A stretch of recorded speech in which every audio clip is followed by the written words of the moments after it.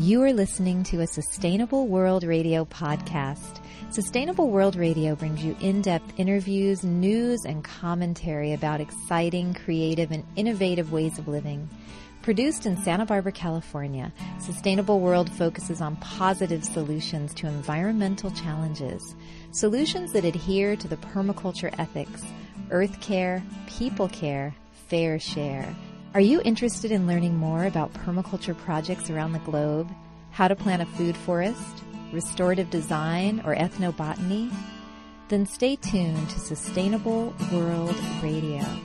I'm Jill Cloutier. Our guests today are Margie Bushman of the Santa Barbara Permaculture Network and Shay Salomon of the Small House Society and author of the book Little House on a Small Planet. Nice to be here. It's great to have you here. And Margie and I have both read your wonderful new book, Little House on a Small Planet. The book is so comprehensive about the small house movement, and maybe you could start off by telling our listeners what exactly is the small house movement and the Small House Society. Really, I started writing the book before I realized there was a small house movement. I was just looking for stories of people who decided to scale down into much less space. And then I realized every town that we stopped in, I didn't even have to have a lead. Someone was saying, oh, yeah, you have to go visit my cousin or my sister. You're saying that there's quite a few people doing this. Do you think this is in reaction to the mega mansion trend that's happening in the U.S.? That's certainly one of the reactions. People are seeing how extreme, the excess can be.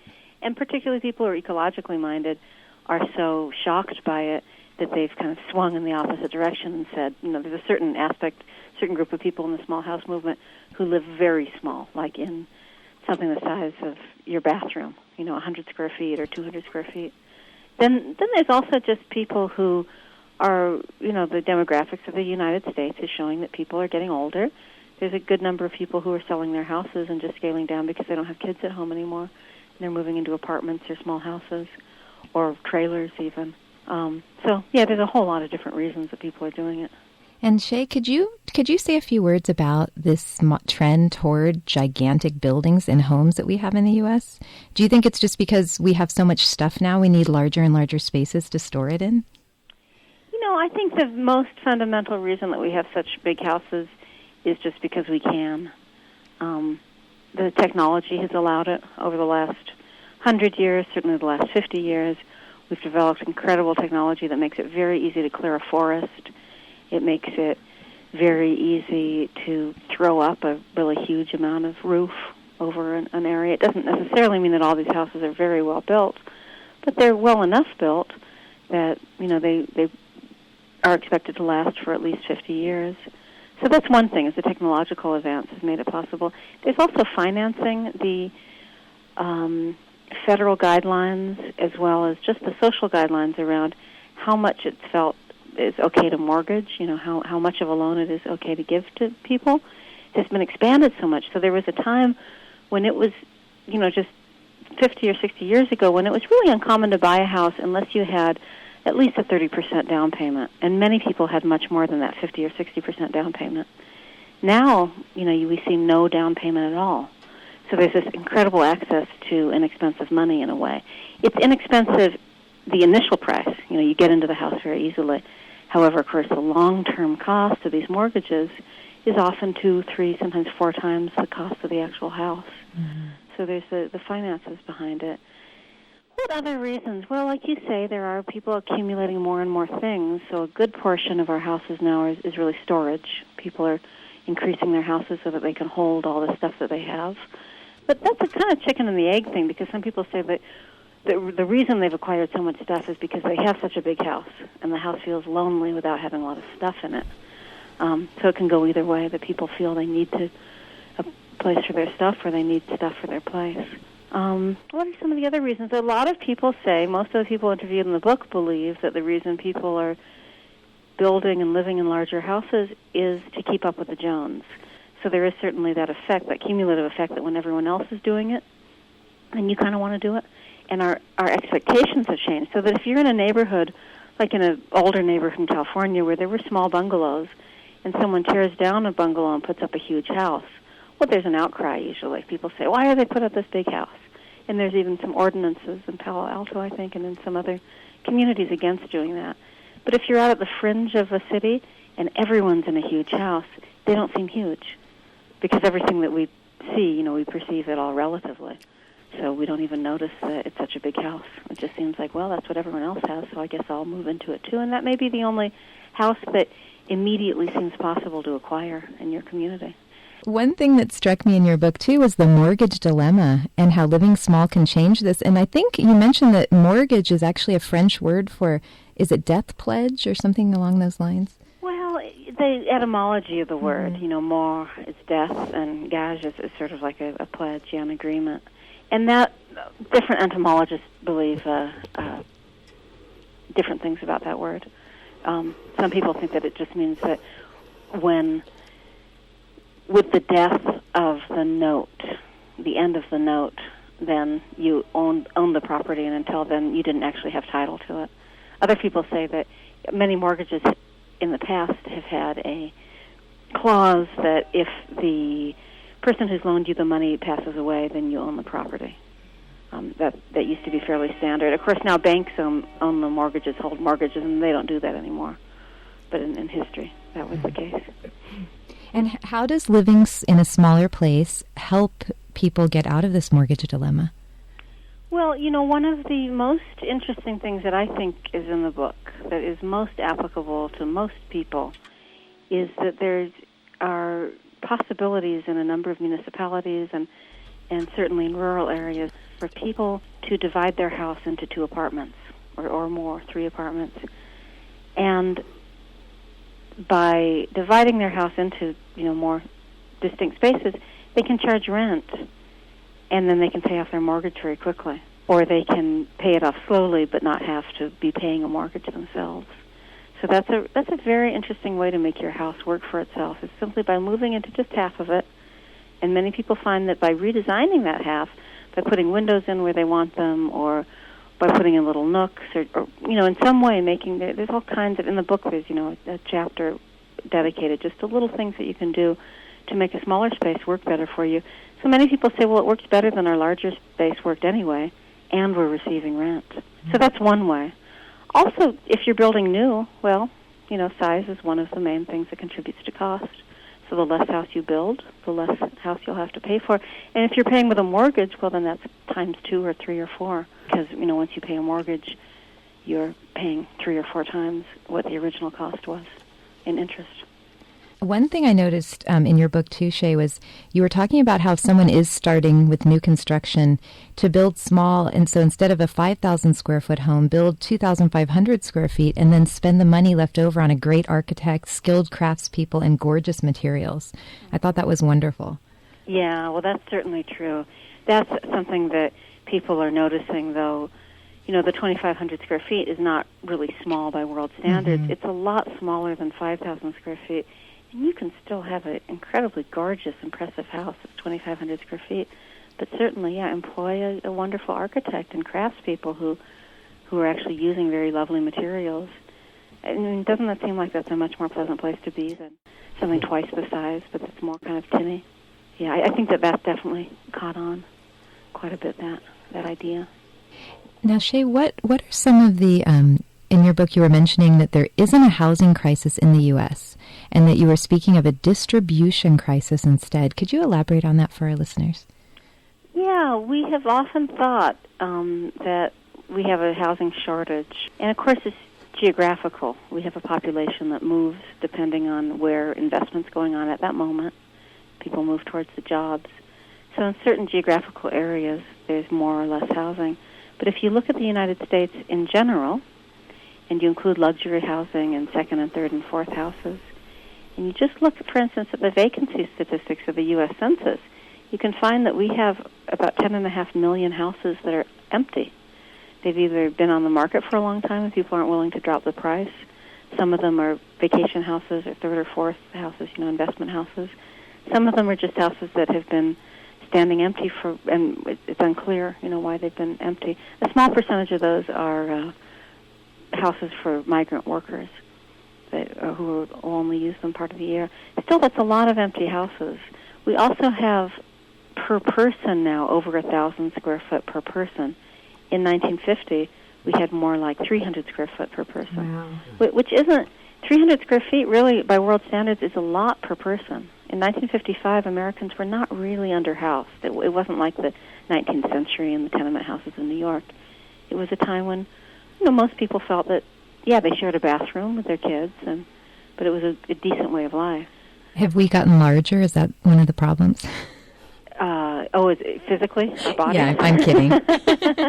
People say that. Yeah, and actually we have. I mean, our furniture is a little bit larger, and people are more likely to sleep in king-size beds. And that's a small part of the problem. But, certainly when you look at 19th and 18th century houses, even in the U.S., and you see the furniture, it really is smaller. People weren't quite as wide. In England, too, when I was visiting England, the doorways are also tiny. They were tiny little people a long time ago.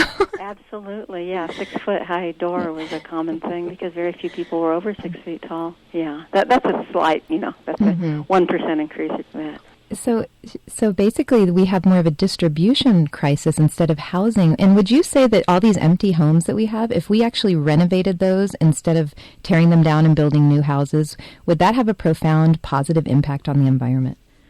Well, absolutely. But I should just point out these are not houses that are vacant in small towns in the Midwest. That's a whole nother set of houses that people are not paying taxes on that need renovation. And they're gorgeous. When we traveled to the Midwest, we saw, so many beautiful houses. And I've seen that as a very minor trend among Californians. There are young Californians who are moving to the Midwest because they can pick up a house for $10,000 or $20,000 or $40,000 that has beautiful hardwood banisters and beautiful tile floors and all kinds of beautiful things that we really don't take the time to do so much anymore. That's a whole other set. Of houses that are and certainly renovating those instead of building new on farmland, in forests, in wilderness areas would certainly be a big improvement over, building in new subdivisions in California, certainly, because they're already standing there. They're often in places where water is accessible and where the ground is fertile. The Midwest is an amazing area, as well as there are parts of New York State, the northeastern part of the United States, that also has towns that are empty. It does seem like it would be better for the environment if we would use what we already have here without encroaching on new space. And what type of impact does new construction have on the environment? Well, about 40% of all the raw resources we consume we use in construction. Typically there's about 7 tons of waste that goes to the landfill for every new house that we put up. So it's huge. I mean, it's one of it rivals agriculture and transportation as, the major causes of CO2 production and global warming. Most of the trees that we cut down become buildings. Paper use they've become a little bit more efficient at creating paper from trees, so now, again, most of the trees we cut down are buildings. About half of the copper that we mine, I'm from a state where there's a lot of copper mining, and it has a huge toll both on the environment and then on the human environment, where there's, especially in the indigenous populations, a good number of children have certain types of birth defects and retardation that is attributed to the copper mining, the tailings getting into the water supply. So it's a real difficult industry, and we have a lot of copper in the world. It's not that we're going to run out, it's just that the process of taking it out of the earth is pretty startling. It really changes mountains into, these wide-open copper pits. And most of that copper, close to half of that copper, is used in construction, and with every foot that you increase your house, every square foot that you increase it, you have to run that copper just a little bit farther for your electricity.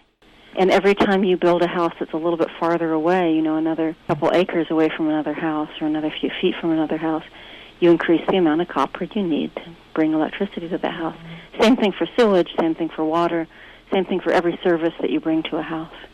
So certainly it's not just the size of a house that matters. New York City is the most efficient place to live statistically. New Yorkers use about 1/8 of the energy of other Americans because they live so close together. They also live in very small spaces. They live close together and they don't use cars so much. They use public transportation much more. There still is a minor trend in New York City of very wealthy people buying 2 or 3 apartments that are right next to each other and knocking down the walls in between and having huge houses. And still, the average New Yorker is living very frugally compared to most most Americans. And they don't drive, actually, their own cars. Very little, very few New Yorkers in cars. So it's a very efficient way of living. And also, I interviewed Bruce Fowle, who's an architect in New York, and he's building a lot of green skyscrapers there in apartment buildings. Yeah, that's an interesting trend. Mm-hmm. This kind of brings me to the place, too, Shay. One question I had is, can you build a big home, a big green home, sustainable home? Can that be sustainable to have a huge house that's built with green materials? Well, my first reaction is no. I mean, not. It depends how many people are going to live in it. Are 50 people going to live in it? It depends what you mean by sustainable, too. Do you care about social sustainability? You know, do you mind if there's revolutions and muggings and envy and greed? Because we all live in the same world, and one of the side effects of huge houses is just like you're saying, you get envy. And do you really want a lot of envy in your society? Some people, I think, feel fine living in a society where some people have, 100 or 1,000 times more stuff than other people, and access to 100 times better education and so forth. Many people, it seems like most people feel better living in societies where everyone has access to health care and everyone has access to very similar, comfortable houses. It seems like that's one of the reasons that health is a lot better in England than it is in the U.S., as well as in Scandinavia and Japan and places where the differences aren't so much. So that's one basic answer. What is sustainability? Does sustainability just mean can you hang on and somehow keep breathing? Or does it mean do we live in a place where we're happy and we can be friends? Aristotle said you can't have friendship between people who are unequal. So how do you create a nation that really feels unified when there's so much inequity? What do we mean by sustainability? A house itself can't be sustainable or not sustainable. It's the people who are living in there. I think we're thinking about people, not about houses. So even though in construction we talk about how a house performs, but that's a funny way of talking about a house because a house doesn't perform. The people perform in it. The people live in it. So depending on how they use the house and what types of things they do in the house, it really affects how much energy they're going to be using.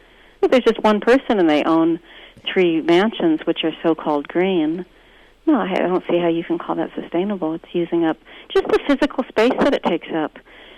More and more of the earth is covered in roofs for humans. One thing that we've seen in China is that even though they've managed to reduce population and population growth, in particular, there was a study from the University of Michigan, Jack Liu and a group of biologists did, which showed that the main reason the panda bear is not having an easy time surviving is because Chinese houses are getting larger and Chinese families are breaking up. So whereas they used to have 3 generations living together, now each of those generations has their own house. So the houses are spread farther apart, and they're more American style. Even though they have fewer kids, they're using more resources than they might have used if they'd had 3 times as many kids, but stuck to a more traditional lifestyle. You could have 15 people in India, and they'd use less resources than one person in the U.S. I wonder how here in the U.S. we just became, I guess we had the space and the money and the technology to sprawl all over the place. That's right, and we also had a history, we forget this, that there was a belief that we had to dominate this land or someone else would get it. And that wasn't that long ago that we were colonizing this continent itself. Yeah, we've done a great job of dominating the land, that's for sure. Absolutely. We own it all. How did you come up with the title for your book? It reminded me of Laura Ingalls Wilder books that I loved so much when I was a child, The Little House on the Prairie, and your book title is Little House on a Small Planet. I loved that book as a child. I read it over and over.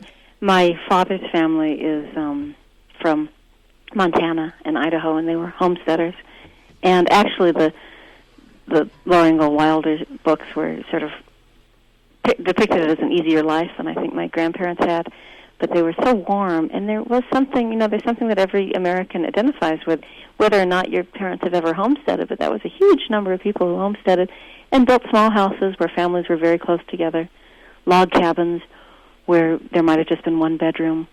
That really kind of reflects that there is another, there's another type of America that is very recent, where people lived pretty simply and pretty close to the land. And a few people are still practicing that type of that type of life. But we have to remember when we're criticizing, lately we criticize America a lot. We, especially environmentalists, tend to say, oh, how is it that we take so many resources and so forth, that we do have another heritage, too. of living really quite simply, both in homesteads and also in apartment buildings, in small towns where people lived very frugally.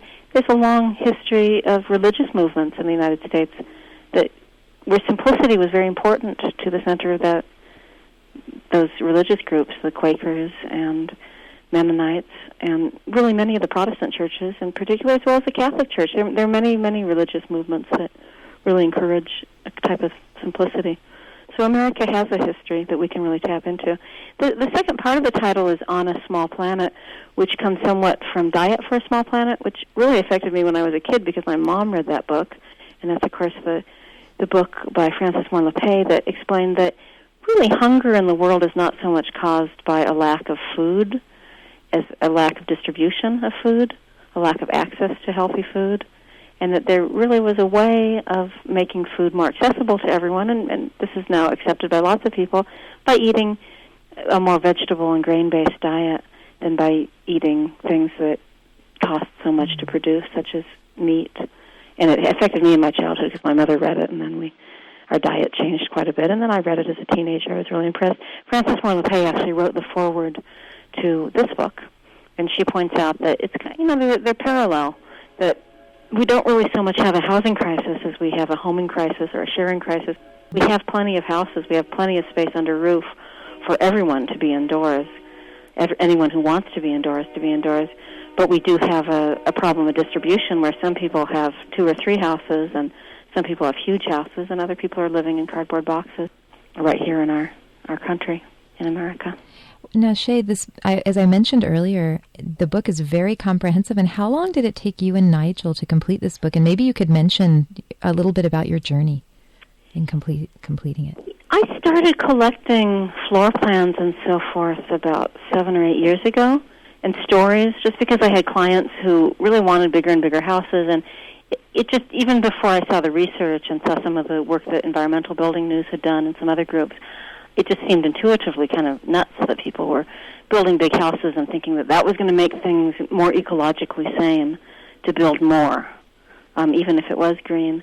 So I was thinking of ways that I could show people that, you can live in a lot less space and be very happy. The other thing that I saw working in construction was that marriages are really strained when people build new or when they remodel because of the financial toll and the emotional toll, and construction always takes longer than you think it's going to take. Yes, and there was a man in your book who worked in an eco-building supply store, I guess, and his quote was great. It said, "An excellent marriage can stand 1 year of construction." So it seems like while we're doing that, it's over. Yeah, while we're doing all this construction, our relationships are deconstructing at the same time. For most people, there are some people who love construction. They work well together, and it's a wonderful thing for a family to do. But they're in the minority. Mm-hmm. Most people who take on construction projects find that it really strains their home life, often because one of the two partners or one person in the family really likes it and the other people are sort of like, can't we go back to living now? So when you build a lot less, you can build it very quickly. And there's a number of stories, a few stories in the book about people who built first a guest house, thought that they just built a guest house first to practice, which is a great idea. And then they found out, the guest house is big enough. We're just going to live in the guest house. Maybe someday we'll build the main house or we'll build a second guest house. But it turns out that they didn't need the much larger main house that they had planned. Plus, they could pay off the guest house very quickly. And maybe have a bigger garden, too. Exactly. And save space for their garden, save space for their hammock outside, save space for where their kids can play. There's a story in the book about the Oakland Hills, not so far from you, that after the big fire, it was 1991, so many people were traumatized. Many people moved away, but many people who stayed got huge insurance checks. So they were told, well, build big, and people built lot line to lot line. So they covered up the whole lot with 4,000, 5,000 square foot houses. And one couple had a young child, and they had forgot that they should leave a yard for the kid to play outside. So then they'd spent another $100,000 building a retaining wall so they could get a little yard on the side of the house. Amazing. Instead of chopping down part of the house, I guess, which wouldn't... So you were mentioning that you started collecting was it blueprints or floor plans? Floor plans and blueprints and stories and pictures. It was probably about 7 years ago. And then in I think it was 2001, the Graham Foundation for the Fine Arts awarded Nigel Valdez, who's a photographer, and me a travel money to go around the U.S. and sort of round out the research, see what was happening all over, because most of the stuff that we had was from the Southwest and California and Texas. So we went through the Midwest and a little bit to Canada and the Northeast to the South. And, yeah, we collected hundreds of photographs and found out that there's this huge movement. We met Greg Johnson and Jay Schaefer in Iowa, where Jay was living in his tiny, tiny little house. And we gave a talk at the public library, and people were so excited that the next day we started the Small House Society, which Greg, the four of us have been running. You can learn more about the Small House Society at smallhousesociety.org. You can also learn more about the book. I should mention the website. It's just the name of the book, littlehouseonasmallplanet.com, and there are excerpts from the book, pictures from the book. The foreword is at that website. So, Shay, what are some of the most memorable houses that you visited or places that you visited in your journey? Oh, there's so many. Let's see. I'd like to bring up, like I brought up before, the people who are taking their bungalows, taking their 12 and 1,500 square foot bungalows and dividing them into 2 apartments, because that's something that is so available to so many people. There's so many people who are living alone or with one other person in 12 or 1,500 square feet. And that's very interesting to be able to divide off apart so you can provide some affordable rental space for a student or someone else or a friend of yours so that you can have a friend living nearby. And you can cut down on your utility costs by usually about half. More and more cities and municipalities are allowing that, and some areas have always allowed that. Let me think of some other places. Well, of course, Detroit is very interesting. I recommend that any young architect, anyone who's interested in kind of post-industrial renaissance, go to inner-city Detroit. It's just amazing. Have you ever been to Detroit? Actually, Shay, I was born there, and I lived there for 6 months. For only 6 months. You have to go back. It's amazing. The inner city of Detroit is being deconstructed. So many abandoned houses have now been burnt down and demolished that there's acres of pretty good farmland. The people in Detroit are actually farming. There are wild animals that have come back to Detroit. There's huge community gardens. I mean, it's still a very difficult situation in a lot of ways, but people are doing some amazing things. Clearing houses and taking over one street and reclaiming it, making it a beautiful place. And they're pretty much doing this without a lot of government support. It's not like it's a top-down kind of thing. It's a very grassroots movement that's bubbling up. So that was very, very interesting, especially to see the elderly people whose parents, some of them came from families where their parents were slaves. They came from the South. They're used to farming. They've come up to Detroit, in their youth. They watched the whole industrial thing sort of grow and then fall away, and now they're back to a very different type of life, where they grow a significant portion of their own food. So that's really amazing to me. What else? Well, of course, the story of the lady in the Oakland Hills who did not build after the fire, lot line to lot line, but instead just didn't rebuild her house. She moved into a guest house that was on the property that hadn't quite been finished yet and that hadn't been burned down in the fire. And she actually has passed away, Polly Strand. She's a wonderful animal rights activist. And she passed away, but she passed away having not built a house on the land, but having left it for the deer and for the other animals, because she knew that once the Oakland Hills neighborhood, which had been a place where wild animals could come through the yards, there would not be any land left for the wild animals. So, yeah, that was a lovely story in your book. Yeah, she's amazing. She was an amazing person. She's really a beloved memory to many, many people. When you were talking about Detroit and kind of the renaissance that's going on there and the gardening and community involvement, how does living small relate to reclaiming the commons and community? I'm glad you brought that up, because that's so crucial and central to our identity as human beings, to have places where we can all meet that are not owned by anyone privately. And you asked before, why are people building so much space? I think one of the many reasons that people are building so much private space is because we have a very low level of community space in the United States compared to other places. our access, how far we have to walk to get to a public park. If you're a child growing up in the U.S., you have to walk quite a ways for most children to get to a park. So you're probably not going to play in your park. You're going to play either in the street, which is one of the streets that we have in America, that's our communal land, really. I have a friend who directs landscaping for a city, and she said what she's realized is, 80% of all the public land in that city is roads. She has to think about what to do about the roadways, because that's what we share. We share a road, but you have to have a car or at least a bicycle to really access that space. Or if you're a kid, you'll play ball in the street. So once you have parks that are nearby, in New York City, people have the most access to parks. It's the easiest place to get to a park. And per land area, New York City has the most parks of anywhere in the United States. I think Boston rivals it, but some of the eastern cities have a lot of parkland per square foot of land that they have. So people don't need so much interior space inside their house. There's an example in the book of a group in Toronto where people are living in pretty small spaces. They tend to live in these duplexes, what we call duplexes. They call semis in Canada. And there's a group of neighbors who reclaimed a park that had felt dangerous to people. It was like a 12 or 13-acre park, and people had not been using it. However, the neighbors came together and they built a pizza oven. They built a huge sandbox. They extended the hours on the ice skating rink. They extended the hours on the basketball court. And they have public dinners 3 nights a week in the park.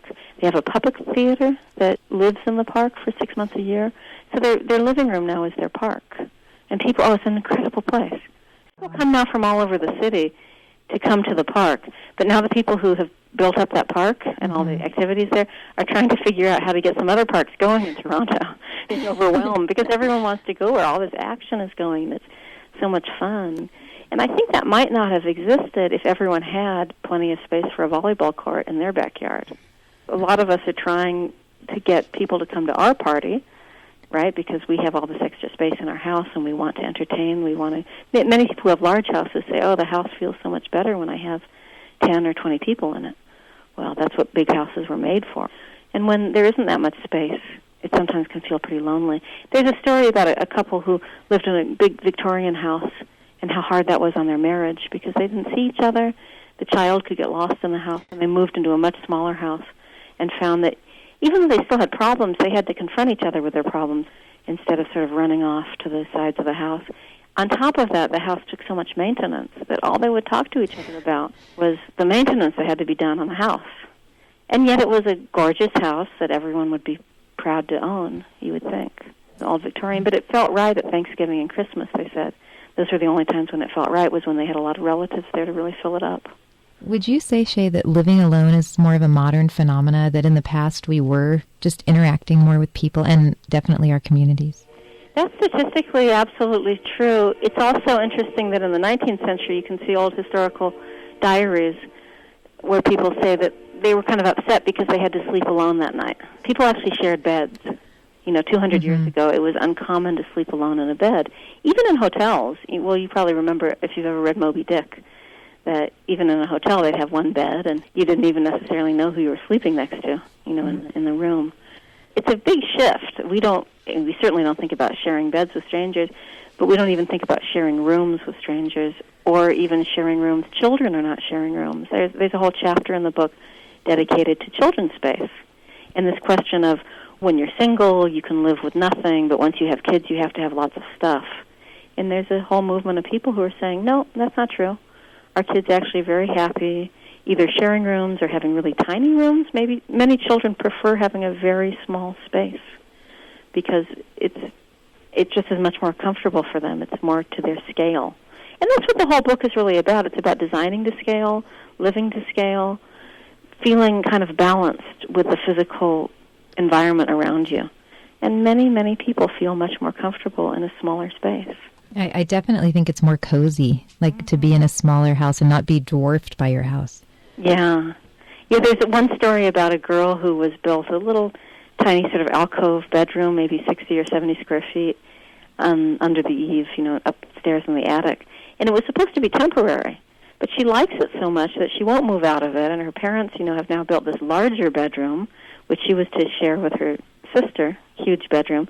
But the sister actually wants to move into the tiny little alcove together. They're going to share the 60-square-foot space because they like, kids. And it's also perfectly designed so that when you're lying in bed, you're looking up through a roof window because you can see up, the way that they put a window right above the bed under the roof line. So it's just perfect. It's a perfect little space. It's like putting on a glove. Well, I noticed that in your book you quoted Yonto Evans as saying, build a glove. What was it? Right, build a glove. Yeah, don't build a warehouse for your stuff, but build a glove that you feel really comfortable in. There's one exercise in the book that I think is very interesting. You really need to, there's so much in the book. You can buy the book at the website or at any place where books are sold. But I will mention one exercise, which is that you just notice in your house where you actually live. Where do you spend all your time? Some people actually put up a little notepad on each doorway, and they kind of monitor, how many hours do I spend here? How many hours do I spend there? Most people live in just maybe 1, 2, or 3 rooms of their house. And that's one of the best ways to figure out how much space you really need. And in that way you can, figure out what would be most balanced for me living in the world. Living in a lot less space, how would that affect how I am? Well, thank you so much. Thank you. You've been listening to a Sustainable World Radio podcast. For more information or to hear our other podcasts or interviews, visit www.sustainableworldradio.com. Sustainable World Radio is produced by Jill Cloutier. Music by Dana Lyons. Thanks for listening.